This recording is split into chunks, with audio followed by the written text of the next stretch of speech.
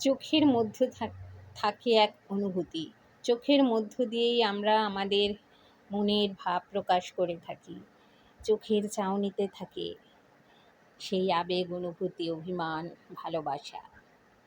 আর এই চোখই কথা বলে সুরে, ভালো লাগায়।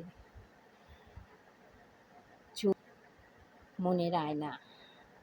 চোখের মধ্যে আমরা দেখি মনের অন্তরাত্মার ছবি আর একরাশ ভালোবাসা।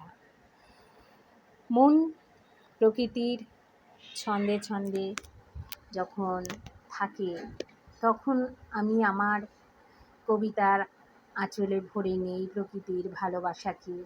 গাছের সবুজ পাতা, গাছের ফোটা, ফুল, ফল, সব কিছু যখন মেঘলা আকাশের মধ্য দিয়ে আমাকে আনন্দ এনে দেয়, তখন হারিয়ে যাই আমি আমার সেই এক সুন্দর জগতে।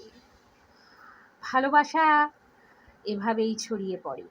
আর আমার এই ভালোবাসার জার্নিতে আসে শব্দে শব্দে কত কথা, যেথা প্রেম, ভালোবাসা, বিরহ, ব্যথা, বেদনা, সবটাই মিলেমিশে একাকার। ওই যে কত সুন্দর প্রকৃতির এই অঞ্চল, প্রকৃতির এই অঙ্গনে যখন নিজেকে আমরা রক্তিম রাগে সাজিয়ে রাখি আমাদের মনের দিয়ে, তখন মনে হয় সত্যি প্রকৃতিকে আমি বড় ভালোবাসি। আর এই প্রকৃতির পাঠশালায় শিখে নিই অহরহ, পড়াশোনা, শিক্ষায় নিজেকে করি অনেক আপডেট। শেখার শেষ নেই, বয়স ছুটছে হু হু করে, তবু শিখে মানি না।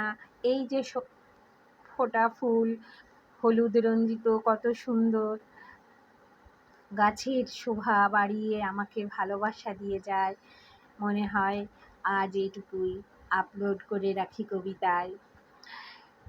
লাল জবা, ঝুমকো জবা ফুটেছে গাছে, লাল শাড়িতে বেশ সুন্দর লাগে।